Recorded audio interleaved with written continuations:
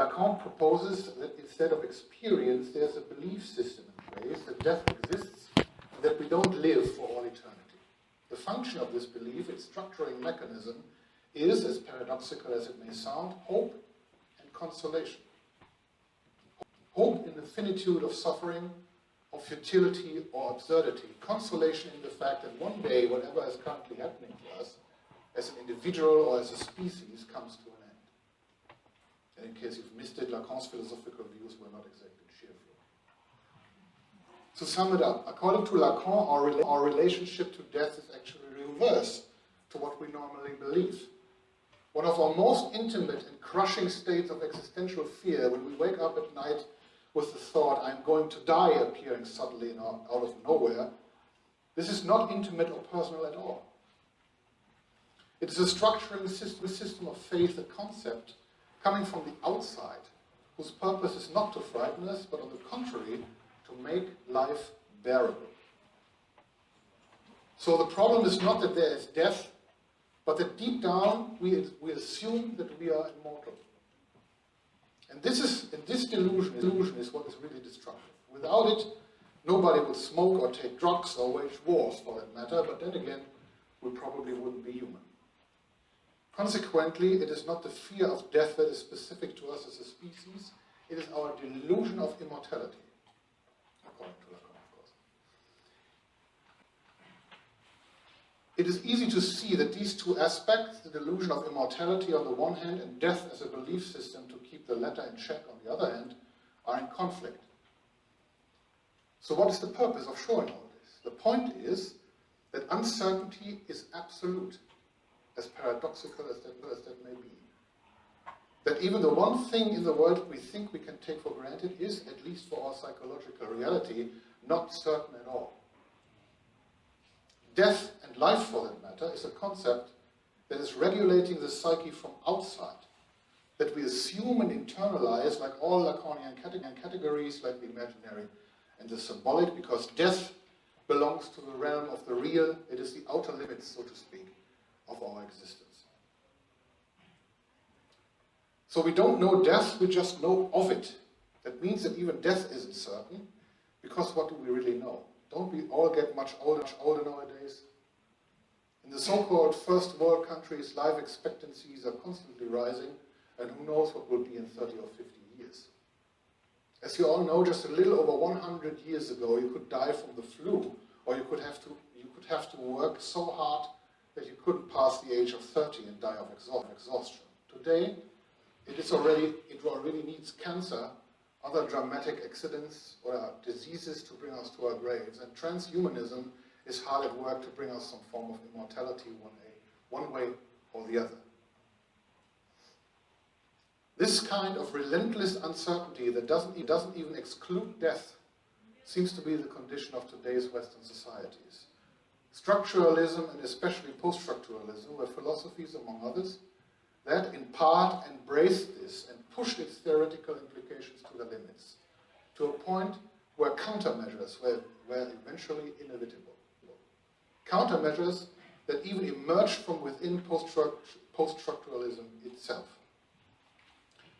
The apocalyptic cultural pessimism of Jean Baudrillard or Paul Murillo, for example, who claimed that we live in an age of total simulation in which everything real is dissolved in media technologies, is a logical, albeit conservative answer to a world without transcendental signifiers. The modification in the theoretical design was subtle, but important.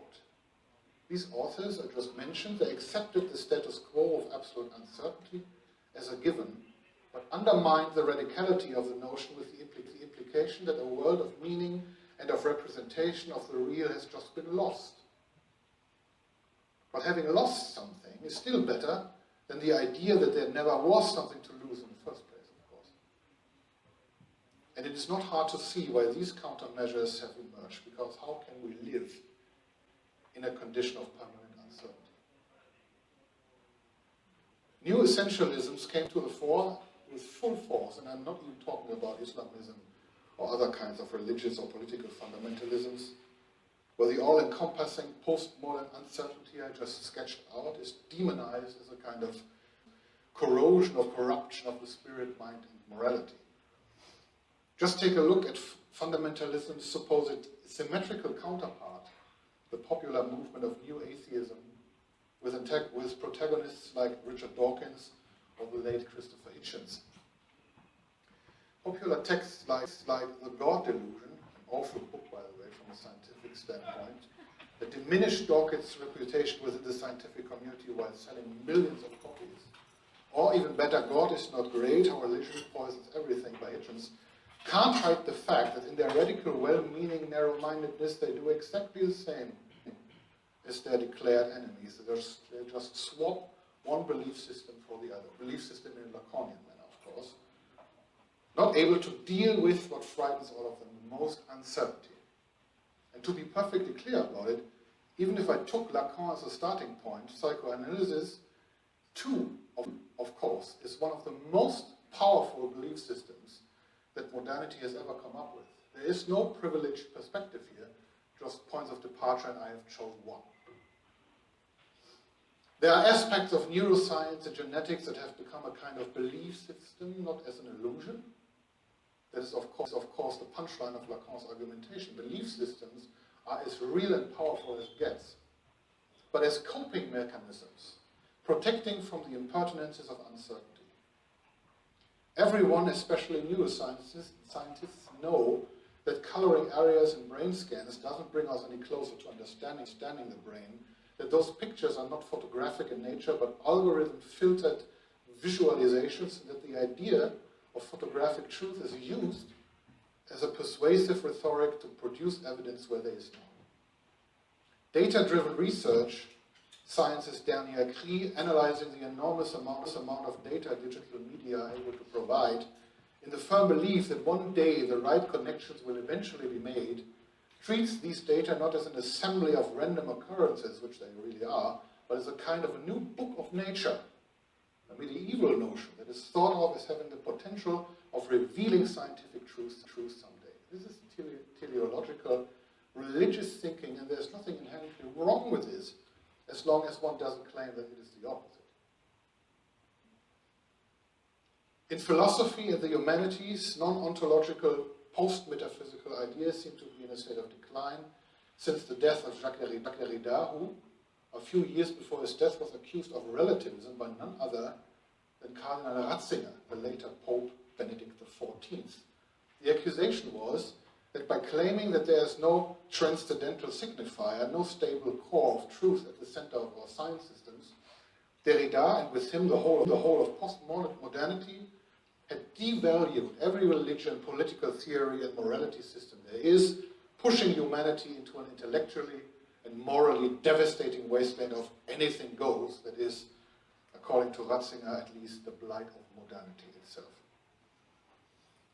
Today, neo-metaphysical movements in philosophy and in the humanities that can be observed in our obsessions with material culture, speculative realism, or the newfound love for big holistic theories that try to follow Hegel in their systematic aspirations, may very well be understood someday as an expression of the desire to get over the constructivisms of the 20th century in order to re-establish a connection with the real, whatever that is. And isn't there some truth to this? Isn't global capitalism, for example, governed by the fear of uncertainty in the guise of mathematical game theory, showing what it is like when there's nothing certain about uncertainty itself? At the core of economical game theory lies the old provocation of uncertainty that these theories try to cope with, mathematically this time, exactly like our other belief systems let us cope with death. Trying to predict how agents behave in accordance to other agents is what the algorithms of global economy are based on. And since John von Neumann's first paper on the subject matter, this is called game theory because it is about taming uncertainty. That is what the theory of strategic decision-making is really all about. But this kind of thinking is well known. Just read from Clausewitz. It is the rationale of wartime. Trying to domesticate uncertainty at all costs means assuming that we live in a state of constant threat. And as we all know, that is exactly the state we are living in a globalized society. a state of fear. Fear of the next terrorist attack, fear of losing your job, fear of not being attractive, intelligent, emotionally resilient enough, etc., etc. There are many books on the intricacies of fear culture. It is just a small step from fear to paranoia, and at this point we enter the realm of insanity. It sets in when navigating uncertainty tips us out of balance, when our belief systems don't work anymore, when they don't keep the delusion of immortality in check. Lacan exemplifies this with the story about his patient and her rêve pascalien. And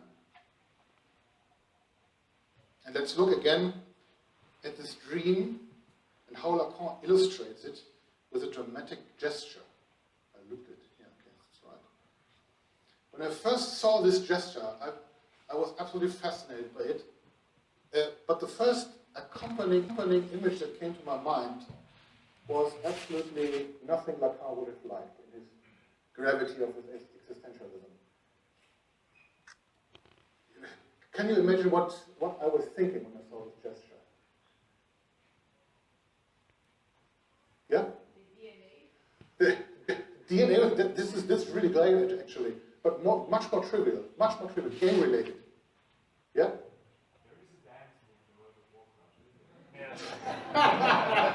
Absolutely great. Absolutely great. Yeah? Progress, of course, yes, but game related, of course. Leveling up. What? Leveling up. Leveling up. Exactly. I had, and the image, the next image was Mario jumping from one platform to the other. So this was the point when I got fascinated by this. I decided to, against all odds, to begin with Lacan.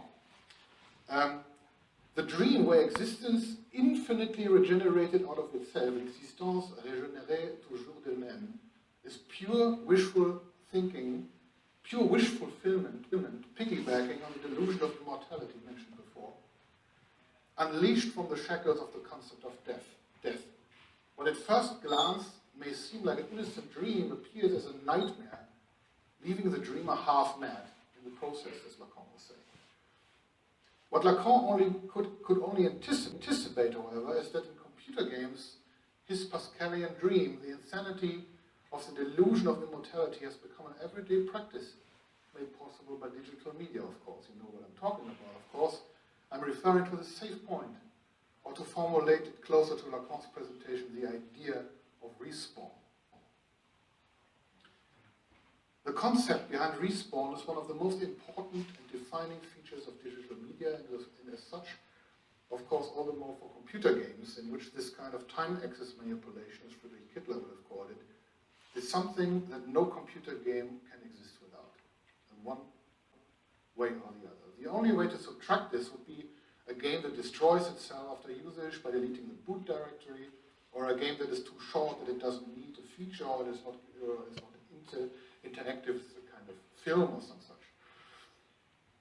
The Pascalian dream of infinite regeneration has been implemented in many ways, and recently, and I think quite cleverly, in a coming-of-age adventure with the very appropriate title, Life is Strange. Here, the heroine is an actress for the first week in a new group.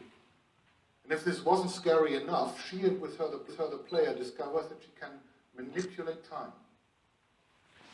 Not just through the medium of photography, a topic that is permanently reflected upon during the game, but in reality, which opens up possibilities every teenager can only dream of. The genius of the game lies in this reflection on the mediality of computer games through two lenses that are also intertwined in the game world of Life is Strange. Photography on the one hand, which I unfortunately can't comment upon, and the trials of tribulation of puberty. Let's watch a little scene that is wish fulfillment in its purest form, a seemingly harmless version of the rêve pascalien. Almost every teenager, and many adults for that matter, would most likely give their left arm for. Let's talk to Justin. Look at him. There's Justin and his skater posse. They're so cute doing their tricks. Speak to him. Yo, Justin. Yo. Check out the bags. Come to thrash? Thrash? Thrash? You mean stage diving or? You're such a poser. If you can't even name a simple nose slide or a tray flip, you should walk on. Oh, how mean. Okay, let's rewind. I can be cool. Speak up, Justin. Check out the max. Come to thrash? Oh yeah, I come to no slide. Oh yeah? Bring it. What's your first move gonna be? Oh Jump? god. You're such a poser. Same thing! Same thing. Can I rewind this again? Let's try it again. Let's see if this always ends badly. I come to no I slide. came to no slide. But I'd love to see somebody do a tree flip.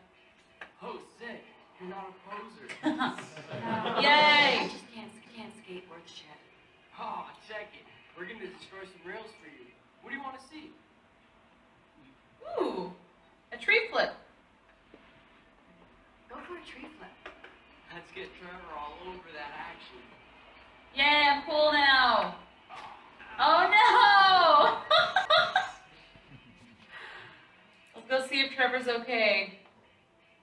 I'm gonna take a photo of him instead. That's really jacked up. Finally, being able to say exactly the right thing at the right time would certainly be a massive boost to a teenager's fragile self-confidence, but this is, of course, again, born out of fear. Fear out of uncertainty. Computer games work so well because they allow us to relief from uncertainty, while at the same time working in the very medium of uncertainty itself, game and play, and I will get into this shortly, of course.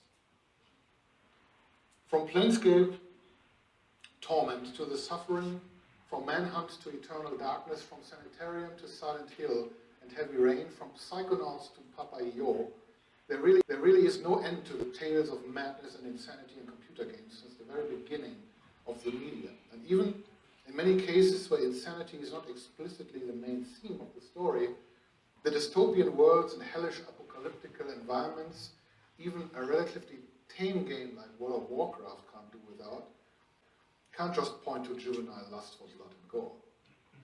In computer games, we come to somehow enjoy insanity.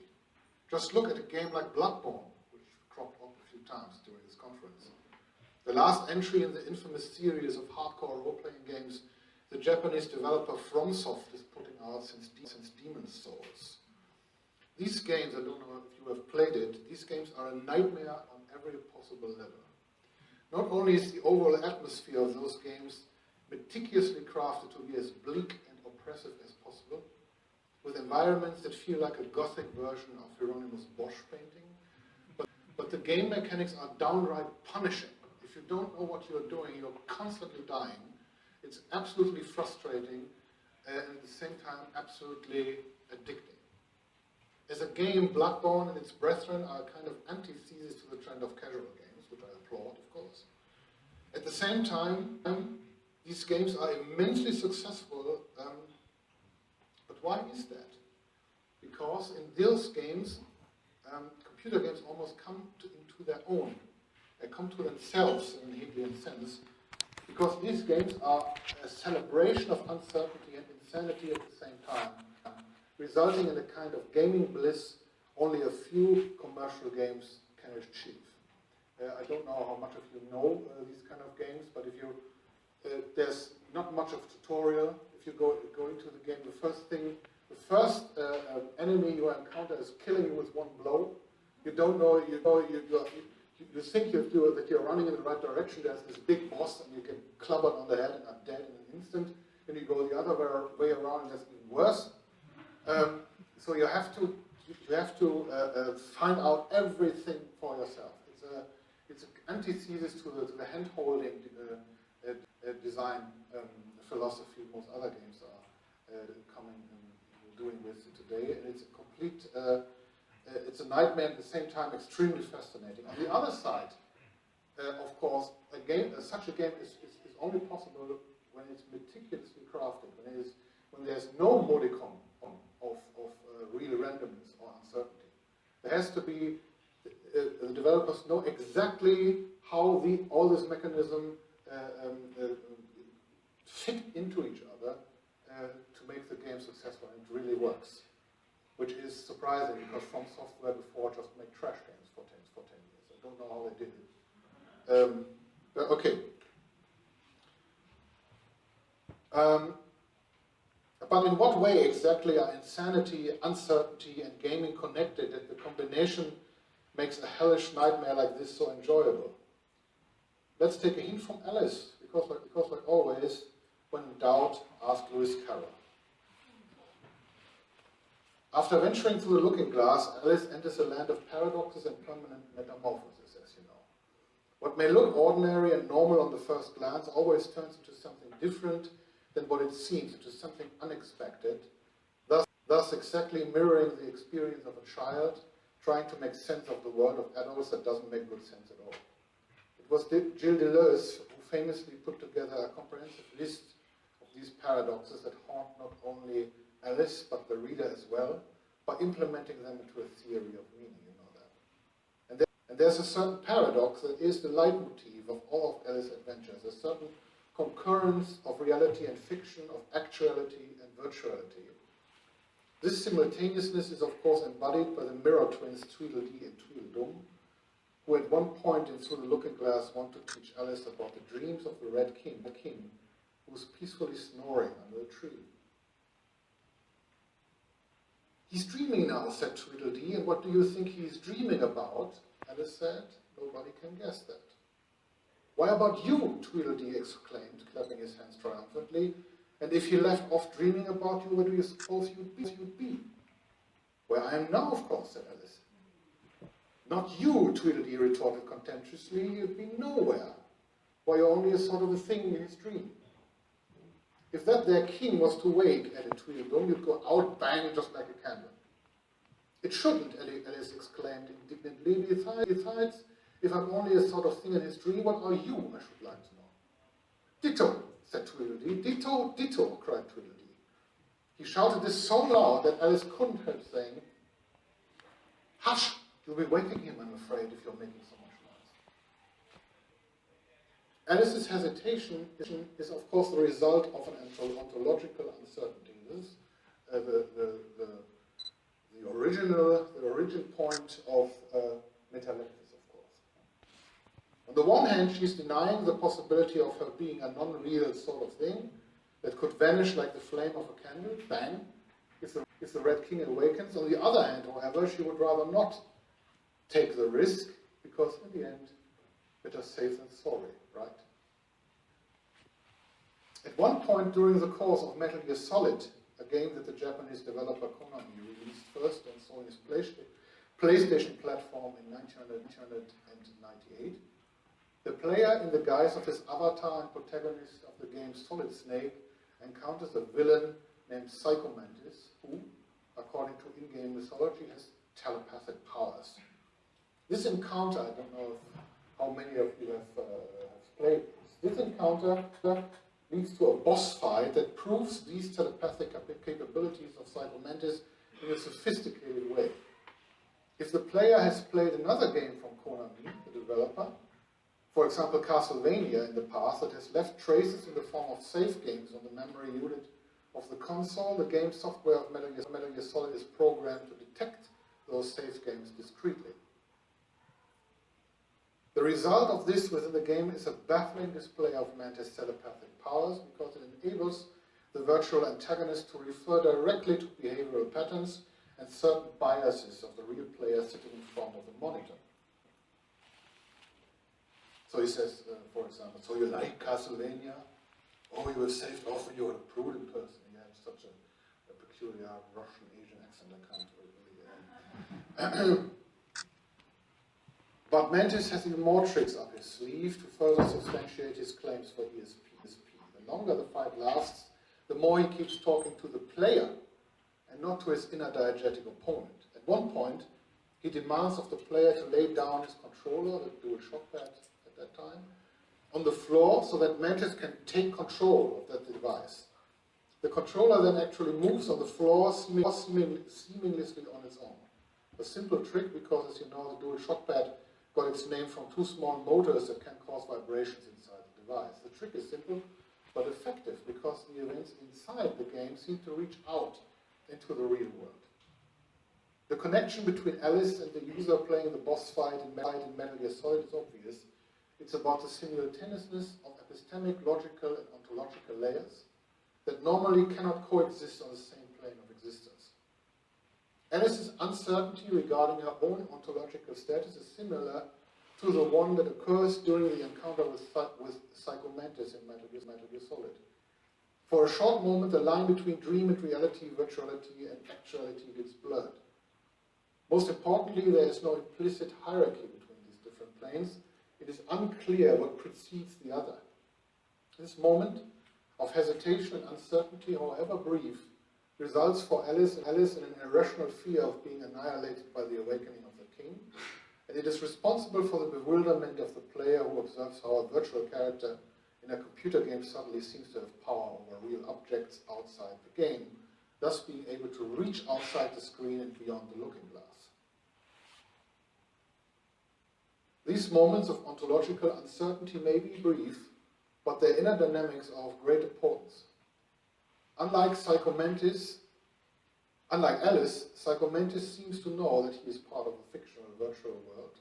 Therefore, the normally impenetrable threshold between fiction and reality seems to be crumbling. As Psychomantis stretches out of the diegetic framing of the computer game as a kind of Ludic tremblay, different modes of existence seem to be coexisting that would be otherwise logically as well as ontologically and epistemically incompatible. It is the game as a medium that makes this possible, and was, of course, you know it, Gregory Bateson, who defined playing games accordingly. Bateson, of course, never talked about mediality or medium. As you know, when we read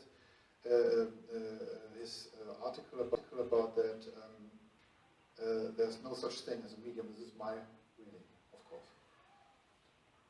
For him, one of the most fascinating aspects of game and play is rooted in its very structure that allows for moments of transgression, for which the boss fight with Psychomantis is, of course, not the most complex, but an effective example. Bateson analyzes this aspect of game and play psychologically, utilizing the analogy of primary and secondary process of the psychic system using Freud's terminology first published in his Traumdeutung, by developing a theory of game and play as media that are able to transcend these otherwise unsurmountable barriers.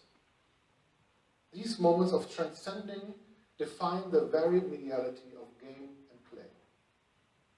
While the mechanisms of the subconscious primary processes and the discursive secondary processes are normally incompatible black boxes for each other, game and play are able to transcend these barriers by mediating the ensuing paradoxes. And I quote, "It therefore follows that the play frame, as here used as an explanatory principle, implies a special combination of primary and secondary processes." End of quote. It is crucial that Bateson analyzes game and play as media that are situated between different logical and epistemic layers, mediating between them without ever synthesizing them in a Hegelian dialectical sense. The paradoxes are not aufgehoben, that would be Hegel's term, but are set in motion. Ludic mediality is a dance of paradoxes, and a dance with paradoxes. The dynamics of ludic mediality therefore create a logical epistemic twilight zone similar to a lucid dream, where the dreamer is suddenly aware that he or she is dreaming. This specific kind of dream normally occurs within the short liminal space between sleep and awakening. As long as the dreamer is dreaming without being aware of his own state, the dream works within its own operational framing. Not only can the threshold to secondary processes not be transgressed, it cannot even be perceived as such from within the dream, of course. The moment of lucid dreaming, however, suddenly enables the dreamer to draw meta-conclusions, which, according to Bateson, make framings perceivable. This, of course, was the crucial point of entry for urban governments, sociological theory of frame analysis, which we heard about so eloquently from Sebastian Dieter. And from there, Bates's theory of framing helped to theorize second and third order observers, which in turn was extremely important for cybernetics, radical constructivism, and finally systems theory of Luhmann's theory. Just as a side note, I'm not such a great fan of definitions, because oftentimes, I know that definitions are absolutely necessary for certain parts, but as a philosopher, I tend to feel that most of the time when in philosophy definitions are demanded, the thinking is coming to an end. And I'm not interested in the thinking coming to an end, if you know what I mean. I know that definitions are very important, but I don't like them much. So, if I had to define gameplay, if someone would hold a pistol against my head and would say, okay, what is a game? The only thing, the shortest word that I would give, what I could give is games, and I wait because it's important. My definition of the games would be they are framed uncertainties. Framed uncertainties because it works especially well in English, despite uncertainty not being the really exact notion, but framed, of course, in the double sense of Goffman and Bateson that I mentioned, and framed as in tricked or betrayed. Because in actuality, as I was pointing out with Bloodborne, computer games are staging uncertainty, but are in itself, because they're dependent on digital media, not able of real uncertainty, because they have a problem with randomness, as you all know. As long as von Neumann architectures in conjunction with Turing machines are working as what we call computer, there will never be a really, up to now, I'm not a computer science, who am I to say, but up to now there are no real possibilities to generate random numbers with von Neumann architectures.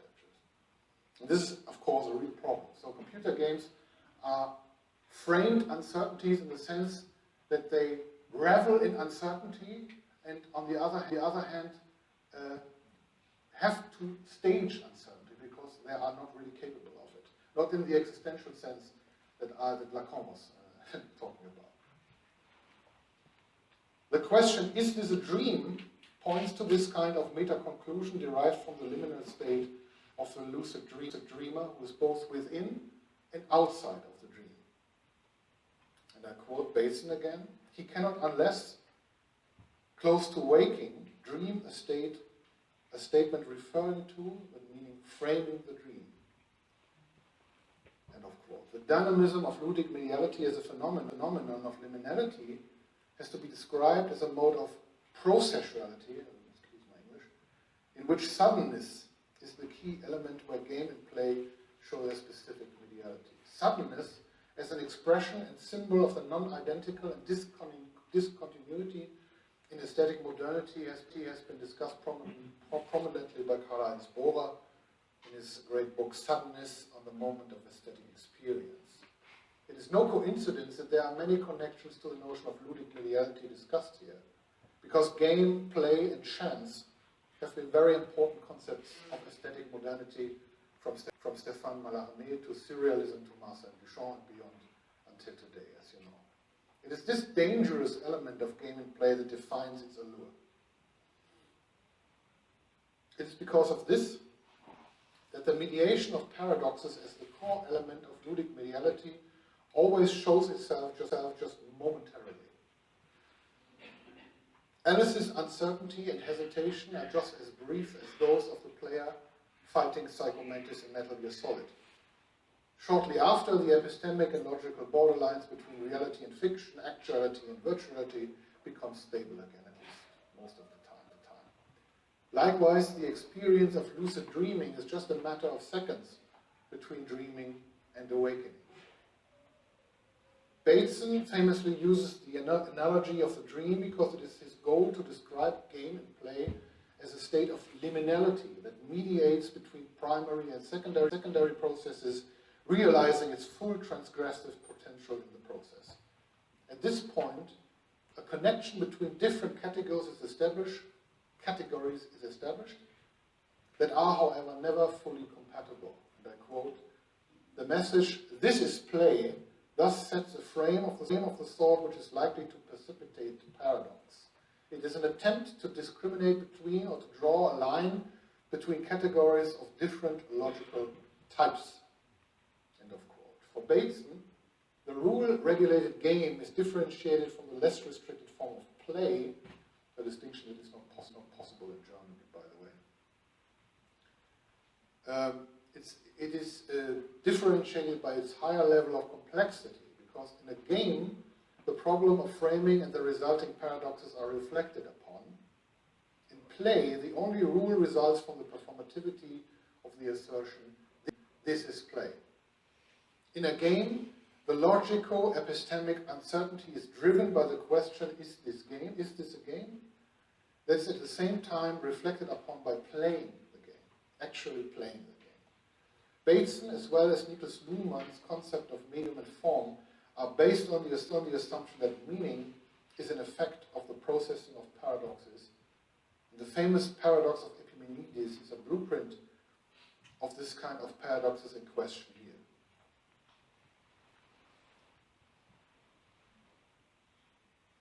These kind of paradoxes result in the famous double-bind notion coined by Bateson. An epistemic structure Bateson was interested in as a key component of his theory of schizophrenia. We should always remember that his path, Bateson's path to a theory of game and play led through mental illness and schizophrenia, or at least what society deems as such. Because Bateson discovered game and play as such a fundamental force in human existence, he had to reconsider what is normal and what is not, what is mental illness and what is not. You know, Bateson was one of the great proponents of anti-psychiatry. I'm slurring. For Bateson, not being able to deal with the simultaneity of claims that cannot be true at the same time according to laws of contradiction. This is the very definition of the state of schizophrenia. A schizophrenic therefore loses his grip on reality because he cannot decide what is real and what is not, and as a result his mind is stuck in a loop of recurring impossibilities. This is the double-bind effect. In games, however, Bateson discovers a dynamic, a processing that, while not able to eliminate the double-bind, deals with it via temporal transgression. For Bateson, game and play have such a profound impact on the human mind that he was forced to conceptualize them as an evolutionary leap in the development of communication as a whole, as you know.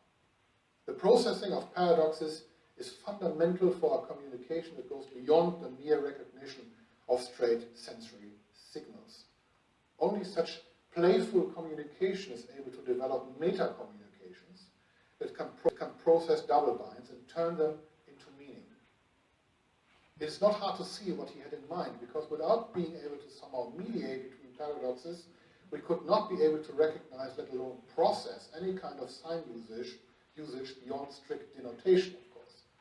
Without understanding something to be true and false at the same time, we could not understand jokes, irony, metaphors, or sarcasm. This is, of course, why the idea of an ideal language, this is just a philosophical side note, that this idea of ideal language had to fail, and it is, of course, no coincidence that Bateson was heavily influenced by Wittgenstein, who began with a grandiose concept of an ideal language and arrived at a theory of games. Bateson finally uses the metaphor of map and territory to illustrate this in psychological terms using an very old semiotic figure of thought. Paradoxes result from a confrontation of primary and secondary processes. Game in the shape of the question, is this a game, transcends the boundary between these two primordial psychological forces. And I quote, in primary processes, map and territory are equated. In secondary process, they can be discriminated. In play, they are both equated and discriminated. End of quote. This coincidentia oppositorum is perceived in brief, fleeting epiphanies of the logical epistemic uncertainties mentioned above. Within the boundaries of the game, the different layers are not mediated in the sense of potential synthesis, but as temporal successions that allow for processing of the double bind by means of time. This is why playing is, the act of playing, the act of doing something with the game is so important. As a side note, the idea of processing paradoxes by means of time is one of the integral parts of Niklas Luhmann's theory that was heavily influenced by the work of Bateson and Spencer Brown. For Luhmann, as for Deleuze, paradoxes are not something that has to be eliminated in order to make something work, but on the contrary, one of the most basic fundamentals of psychic and social systems. Luhmann borrowed the notion of re-entry from the mathematician George Spencer Brown, as you know, where this term refers to an operation that enables a given system to reintegrate the basic differentiation that it itself is based on by means of self-observation. This establishes the famous second-order observer that for Luhmann is the epistemic hallmark of modernity. I'm just quoting this to show the gravity of this discovery by Bateson. It rippled all through science until today. This fluctuating dynamic is what ludic mediality is all about, because the temporal processing is never linear but recursive. The ludic operations always tilt from one layer into the other, so that fixed moments before and after are established. Paradoxes don't get dissolved, but stay in place, while at the same time being processed without resulting in a stable synthesis. Ludic mediality always stays discrete, generating meaning as a result of the continuous processing of epistemic, logic, and even ontological layers. Pathological modes of this dynamism, like schizophrenia, emerge at the exact moment when the psychic system is not able to walk this tightrope of ludic mediality anymore, when the paradoxes cannot be processed. So before any categorization in genres like first-person shooter or adventure, it can be said that one of the constitutive fundamentals of many computer games and their ludic mediality is a specific kind of self-reference, if not always as obvious in Metal Gear Solid. It seems to be one of the defining features of many computer games that there is a clash or conflict between sophisticated techniques of immersion that try to establish realistic game worlds, which of course doesn't mean photorealistic. Realistic means as a coherent form of immersion. They try to establish realistic game worlds and inevitable moments of self-reference that point to the artificiality, the non-reality of the game space. This struggle, which would be more precisely named with the Heideggerian notion of strife, something I can't get into today, between conflicting aspects, this struggle between conflicting aspects is constitutive for a tension that is typical, I would say, for computer games. On the one hand, contemporary big-budget computer games still aim at hyper-realistic graphics and immersive gameplay experience that ideally make the player forget the artificiality of the game environment. On the other hand, games mustn't be too realistic to function. The delicate balance of ludic mediality is always maintained. Total immersion, meaning a complete perceptual illusion, is nothing but a phantasm of design theory and ideology. There's always a simultaneous closeness and distance to the world of the game, because a game can only work because of this distance, while at the same time it has to be immersive enough to be believable. Stephen Pohl, 15 years ago, wrote in his famous book Trigger Happy accordingly, and I quote, "Counterintuitively, it seems for the moment that the perfect video game feel requires the ever-increasing imaginative and physical involvement of the player to stop somewhere short of full bodily immersion. After all, a sense of pleasurable control implies some modicum of separation. You are apart from what you are controlling. End of quote. It is important to note that this simultaneousness of external observation and intrinsic participation shows one of the most distinctive characteristics of computer games that gets overlooked as soon as one of the perspectives is privileged. It is because of this that Sibylle Krämer insists upon the observation that this simultaneousness of perceptual and epistemic layers is a mode of perception unique to cyberspace. A hypothesis that is aimed against a common media critical rhetoric of the dissolution of the real, which I briefly mentioned earlier when I quoted Baudrillard and Virilio. And one last quote from Sibylle Krämer, which I translated myself, I'm sorry. Against the dogmatization of just one perspective, it has to be stressed that simulations of virtual realities presuppose that there is a difference between the space that a real body occupies and the virtual space of interaction. Cyberspace depends upon the difference between virtual reality and corporeality in the outside world. End of quote. It is no wonder then that this fundamental difference is emphasized in computer games in the form of instances of self-reference that are quite ubiquitous, and not just in the so-called art games, which are actually made to emphasize self-referentiality. I would argue that this self-referentiality is there in every game. One example is, I've mentioned it before, is the save function that is of course a characteristic of digital media as a whole. Many times the save function is not only triggered by discrete keyboard commands, but is represented inside the diegetic world of the game. The ways in which these save points are represented in-game are manifold, and most of the time game designers try to integrate their appearances into the representational logic or design of the individual game in an attempt to not break the immersion, which of course is unavoidable, because using a save point is in itself a meta-action par excellence that points beyond the diegetic world of the game space. These save points, that can take many forms, strange objects, books, typewriters, or even little benches or sofas, like in Ico on the right-hand side of the bottom. Where the protagonists can sit down and relax while the player saves the game, they stick out of the game world like strange objects that don't really belong there. They point to the artificiality of the game, but not quite fitting in the picture. This is why those save points have practically vanished today. In the days of automatic discrete saving or server-client checkups, server points, as described, are about to become a thing of the past. The ideology of total immersion is in full effect still. A different and quite popular form of self-referential deixis can be found in the use of MacGuffins.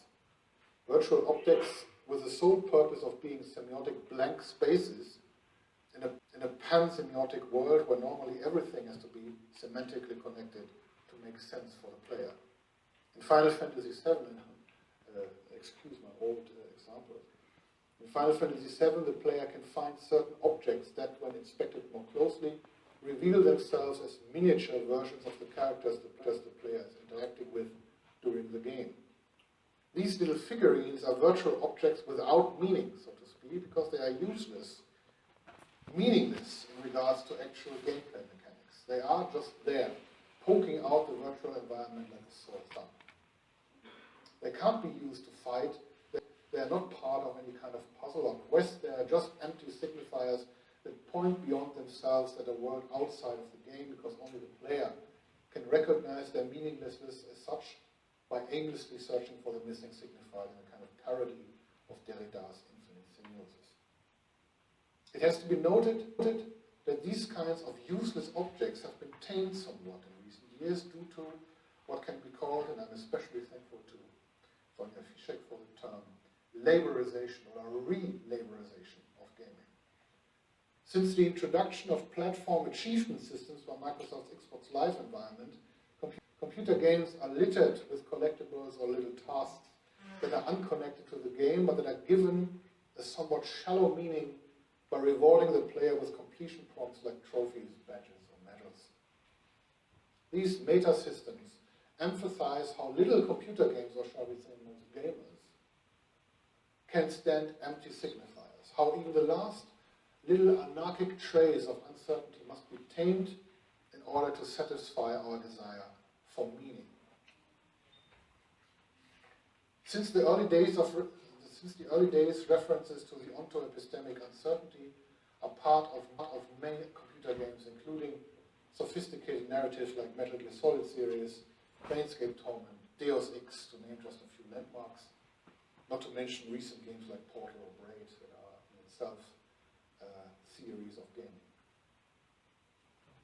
In conclusion, it can be probably established that game as a medium provides a certain kind of milieu by allowing the simultaneous coexistence of otherwise incompatible layers, and that this dynamic is amplified in computer games because of their medial foundations in digital media. Computer games, understood as a specific mode of the medium game, show this dynamic as a coexistence of closeness and distance, intrinsic actor and external observer perspective. The resulting tension is the medium in which computer games are specific actualizations. In these actualizations, this paradoxical condition of their mediality often shows in stages of self-reference that computer game desires more and more tend to gravitate to, perhaps not without reason. But these paradoxical dynamics are only mirroring the human condition itself, that is always at the same time external observer and embedded participator, subject and object, as phenomenology has told us from Husserl to Merleau-Ponty. This conflict, however, can be experienced especially well in virtual environments and, of course, in computer games. Computer games, as the most widely distributed form of virtual reality, allow as interactive media an actual integration of the perspective of the participant into the perspective of the observer and vice versa. And because of this, an inside as well as an outside view of the interacting subject. This subject, therefore, is at the same time distant observer and involved actor. Allow me a few closing remarks. When I started working in game studies at the beginning of this century, the notion of gamification wouldn't have been understood as it is today. At that time, gamification would have meant a dissolution of the real in favor of a postmodern anything goes, as described earlier, perhaps synonymous to a term like aesthetization of Marxist theory. Although computer games already became a very large industry during the 21st century, nobody would have been able to foresee the extent of pervasive gaming today. In the age of big data, geotagging and self-optimization through achievements and rankings, game studies need to consider a broader notion of what game-related fields of research may be. And that is exactly what is being done at the moment. In the past, we loved to pose ontological questions, and for a long time, game studies were expected to deliver definitions, thereby answering the question, what is a game? What is its nature? But at least for me, the more interesting way to approach this is to observe what kind of questions occur when we think about games. Because obviously, thinking about diversity of play is not just about different cultures and approaches to gaming, but also about ludic principles as a catalyst and prerequisite for thinking, feeling, understanding, and other ways to create and understand worlds. The ubiquity of gamification, the application of game mechanics in non-game contexts, for example, allows us to differentiate at least three distinct layers that in combination constitute game as a specific mode of world apprehension today. First, perhaps self-optimization. Second, risk management. Third, mediation of paradoxes. All of these elements, of which self-optimization I couldn't comment on, of course. All of these elements can be utilized to enhance the human condition ethically and aesthetically, as Kant, Schiller, and Heusinger have argued, but at the same time, they are used in the games of global capitalism where all of our lives are at stake. For Schiller, self-optimization would have taken the form of a pedagogical system of playful education. In today's work environments, elements of gaming are often used as a superficial gratification system, a pat on the shoulder that mimics playful competition in order to make us work or consume more efficiently. Risk management is the only part of games that is of interest to mathematical theory of games, which in turn is the basis for the market predicting algorithms the global markets of today are based on. Standard & Poor's and their colleagues do nothing else but play games with our future, and that is indeed a core ingredient of gaming itself. Games are all about predicting the future, regardless of whether this future is the immediate one or 100 years from now. Uncertainty is both at the core of what is fun about games and the reason why mathematical game theory rules economy theory of today. It's all about living with contingency. The mediation of paradoxes seems to be the last remaining resort of human freedom and the place where the arts finally come into their own. But it, again, is just one side of the story. By making connections perceivable that would otherwise be incompatible, the risk of loss or the destruction of known boundaries is indispensable for games to work. By letting markets collapse and deliberately raising the stakes in the process, profits are maximized and wars are won. In an effort to conceptualize a truly interdisciplinary approach to game studies, I would argue that would have to bring all these aspects of gaming into the equation. We have to consider that the notion of an intrinsic humanistic quality of games that Johann Heusinger, Schiller, and Kant, for example, were posing, may be a romantic illusion. Instead, we have to decide how to approach games as one of the great cultural resources of humanity. Gaming and playing doesn't mean to passively embrace indifference. On the contrary, it is an active encounter with difference, and especially computer games, being digital media, allow us to constantly practice navigating uncertainty. Historically, game studies and their subject matter, what I call Ludic epistemology, are heirs to postmodernity in that they don't play well with intellectual laziness and superficial relativism, and especially not with essentialisms. Playing games is a way to be in contact with the world, a contact that doesn't allow for quick answers and handy definitions. It might be a mad world out there, but the dances of paradoxes is not just something to be feared, but something to be explored. And games, as framed uncertainties, allow just that. Thank you very much.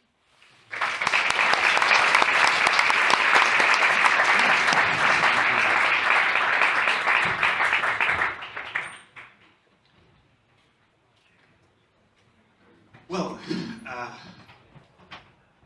wow, so it's true that I didn't make it easier for you, but it's fun to set a task, and I think you accomplished it very well, at least in my opinion. So I'm sure there are many questions. There's the first. Thank you very much for this very inspiring talk. I especially enjoyed that I think you proposed the most inclusive definition of games here with your games as framed uncertainties. All the more, I think it's a pity that in your examples you apply a very narrow view of what games can be in terms of approaching the world and making it accessible, especially in what you call the Streit between this attempt to be hyper-realistic and, on the other hand, this artificiality that must be here. I think there's a huge corpus of art games and indie games that are actually working against the AAA culture. How would you comment on that? I would comment that that it is easier to take examples from these kind of art games because they are catering to this argument. They are catering to a discovery of self-reference, and I wanted to make it not as obvious. I wanted to search examples in real games, so to speak, commercial games, who are not about self-referentiality, who are not about postmodern ideas, who just are about to make, to give us a good RPG or a good first-person shooter. That's what I was thinking about. Of course, you would be right. I have written extensively on games like Portal and some such, or Silent Hill in exactly this regard. But I wanted to if my thesis has some kind of merit, it should be found. I should be able to find it in any game. So I tried that with this. I hope this is some kind of answer. At the beginning of your lecture, you said something about Richard Dawkins and Christopher Hitchens. Trying, sorry. No problem. Trying to just shift, a belief system for another belief system, and you put that in quotes. Yeah. And in my opinion, I mean, atheism is exactly precisely not that. It is just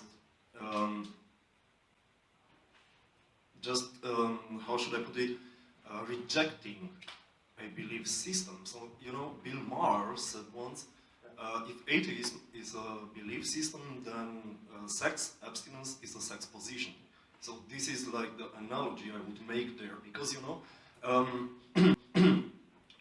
I wanted to ask why did you put that in quotes, and why, what were you trying to say by that? I wanted to at least adhere to these both authors that so desperately try to write against belief systems. So I just didn't want them to put them together somehow with real belief systems or religions. I wanted to just wanted to point out that I was talking about the belief system Lacan was quoting. He's not talking, but he has a much broader notion of belief systems that doesn't actually concern religions that much. So I just wanted to point out to that. And I'm perfectly aware that this is kind of provocative, of course, because I'm well aware that that Dawkins and Hitchens tried desperately to write against the many atrocities religious beliefs can have an effect on. But it can be too extreme, it can be too narrow-minded, and new atheism is intellectually not very demanding, I'm sorry to say. It's not Dawkins, it's not Hitchens, it's what is made out of it today. That's what's the problem. May I precise something? I mean, I would tend to agree with that if you were talking about maybe agnosticism.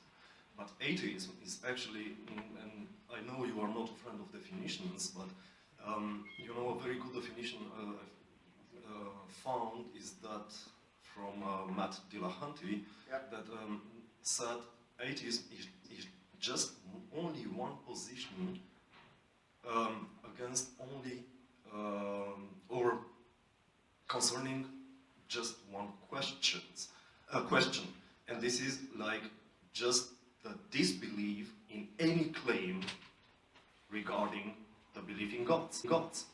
No more, no less. I would deny that, because most of these arguments are about religion on the other side, and I really don't want to get into this much more, but religion on the one side and science on the other side. Science as a kind of, in the way they are structuring it, it's not about the arguments, it's in the very way they are structuring it. There's a change of heads, so to speak. You have a figure, and the heads change, but the figure stays the same. There's the religious head, and that comes off. Okay, great. But then another head comes on, and that's some kind of physics, some kind of half-understood evolutionary theory, or something like that. That's the problem. That's the problem. And it's not the problem, but you have to acknowledge that these are, if you follow Lacan, that's all what I was doing. You have to account for that these are belief systems too. analytical sense, not exactly in a theological sense. I would love to talk to you after. We can, absolutely, absolutely. So are there any other questions maybe not related to atheism? Okay, just quick remark. Thanks very, very, very much for the talk. I think I wouldn't say paradoxical, but complicated phenomena that you tease out, something like distance involvement in multiple layers of meaning, yeah. And something like you said framed uncertainty, or certainly features that we find in digital games and that are very interesting about them. I would just like to push against the notion that that is something not even specific, but characteristic even for digital games. Your idea of framed uncertainty very much mirrors what Thomas Mallaby described as contrived contingency, yeah. Which he derived from a study of an anthropology of dice gamblers in Greece. Yeah. So there's this dealing with your own thrownness into reality, yeah. Through the medium of gambling games is something very, very old. And in the same way, this kind of paradoxical multiple layers of meaning, you have that in pretend play, you have that in wrestling, right? You have that in all kinds of play forms. So none of these, I would say, are particularly characteristic for computer games. Thank you for the possibility to really accentuate what I was meaning. Thank you very much. Because I was getting at this kind of threefold meaning of the term framed. As one derived from Goffman and Bateson, as one as a kind of trickery and betrayal, as a kind of pointing towards digital media as a constituents of computer games. And that's where the specific comes into play. I'm absolutely with you that frame uncertainty it's not as such specific for computer games, but in computer games it gets a certain edge.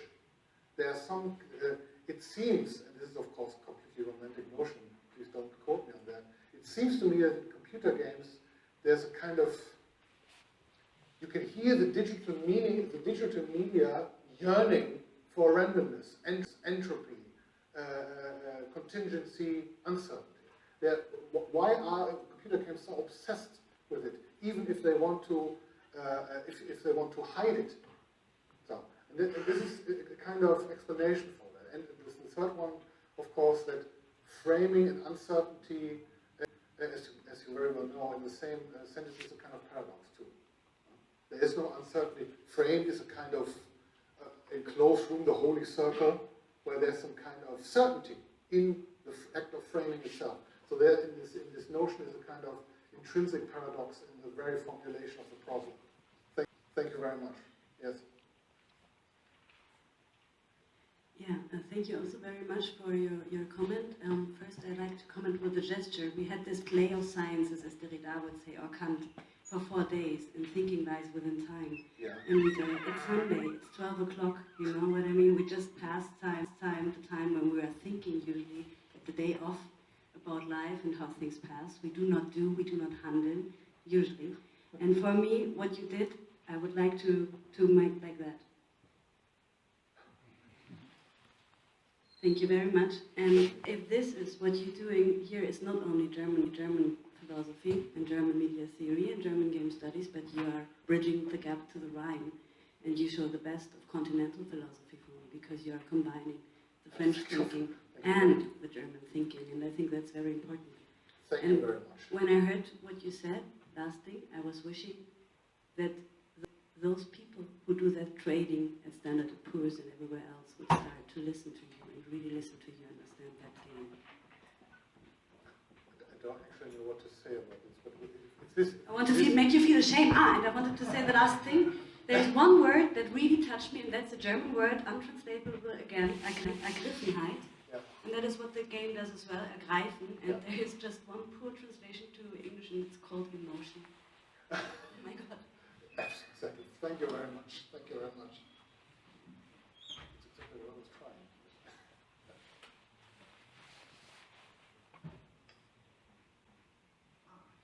Can see it.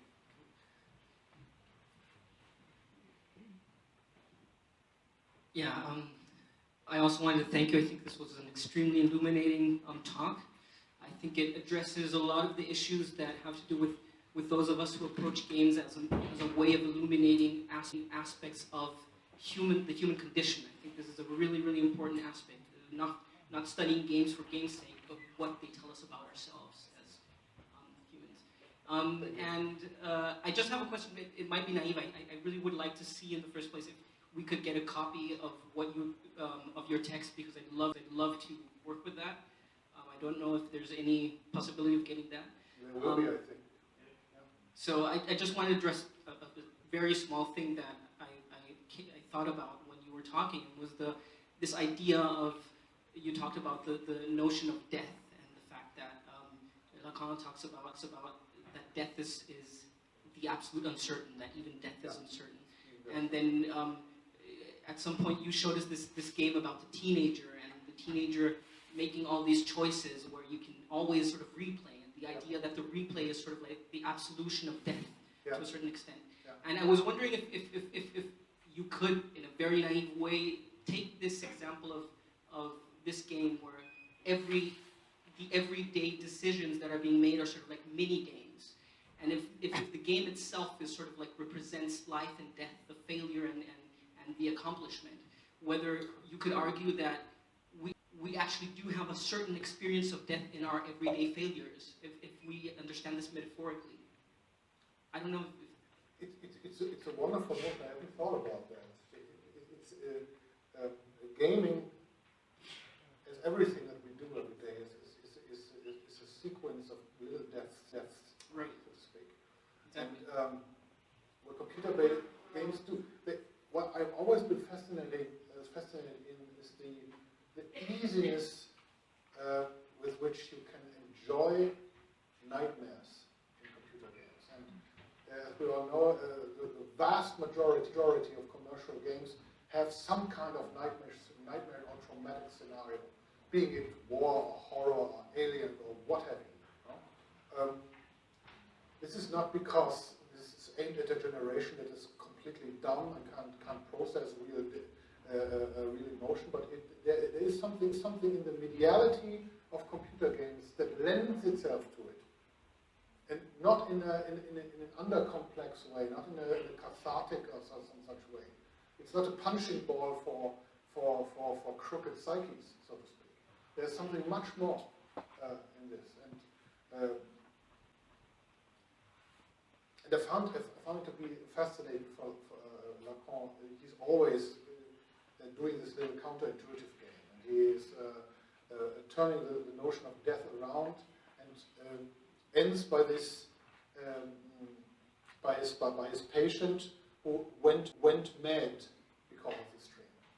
But in computer games, we can live with it somehow, and that's what I found extremely fascinating. If you dream about it, it's horrifying.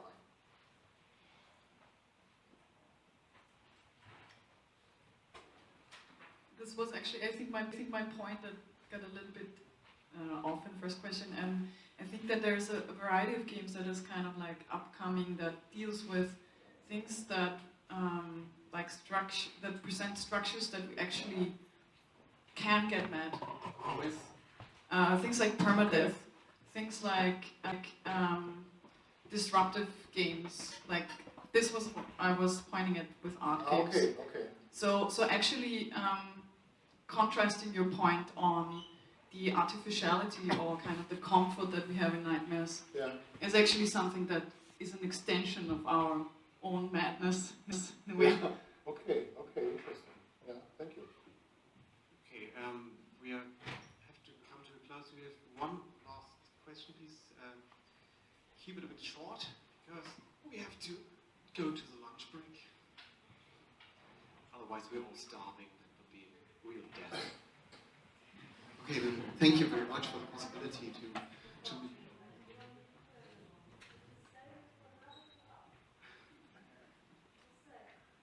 I'm hungry too, but go ahead.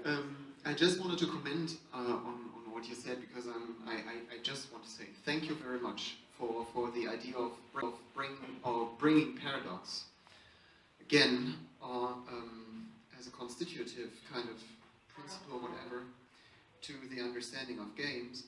And I just want to, my short comment is just, as you well put, this idea of paradoxicality does not or is not limited to computer games at all, but to the very to kind of daily games, so to say, that we play in our daily lives. And I was just thinking constantly of what Jean Briggs was writing about educational games in Inuit communities, when children grew up or are being confronted with social tensions that leads them to decide between different angles and leads them to constitute a certain kind of subjectivity in it.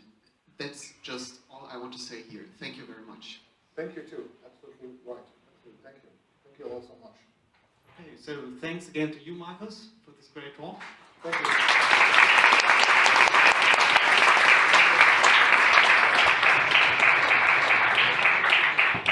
And then I wish everyone guten Appetit.